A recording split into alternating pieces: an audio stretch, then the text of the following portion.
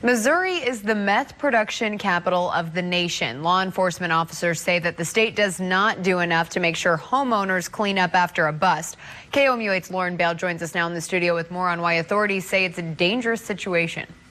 Law enforcement officers tell me it's the property owner's responsibility to make sure a former meth lab has been properly cleaned.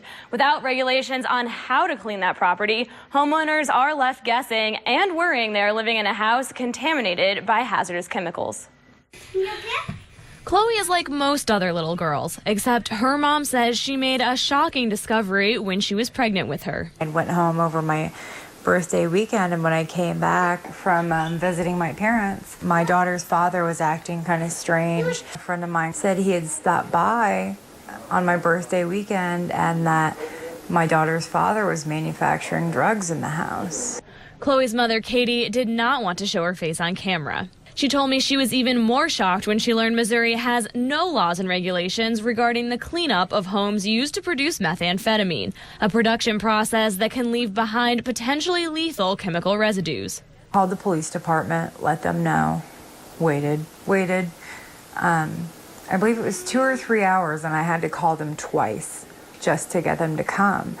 And when they finally did get here, I asked them if there was a hazmat team to clean up, and they said, just vacuum and wash down your walls. And that was the best advice they had to give me. That's because in Missouri, it's not the responsibility of police or government officials to make sure a house is properly cleaned. It's actually the homeowner's responsibility, or landlord, whomever's actually responsible for the household. The Missouri Department of Health suggests a former meth lab be cleaned by an environmental company trained in hazardous substance cleanup, but it's not required. Law enforcement officers say that's a problem. We do feel a frustration because we want to make sure that anybody who moves into our community will be safe and not in harm's way. And harm could come to people living in a former meth lab that was not sufficiently cleaned. There could be minute traces of that material still around. And if you have infants or toddlers or just young children that are curious about things, they're often putting things in their mouths. And that could possibly lead to some medical complications. So it could be very dangerous. That danger is something that worried Katie. It was scary. We just did our best to make everything the least toxic we thought it could be.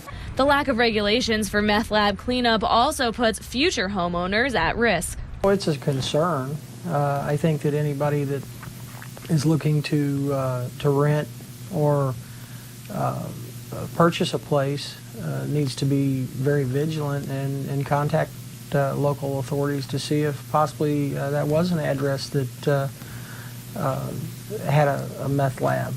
And leaves current residents like Katie frustrated.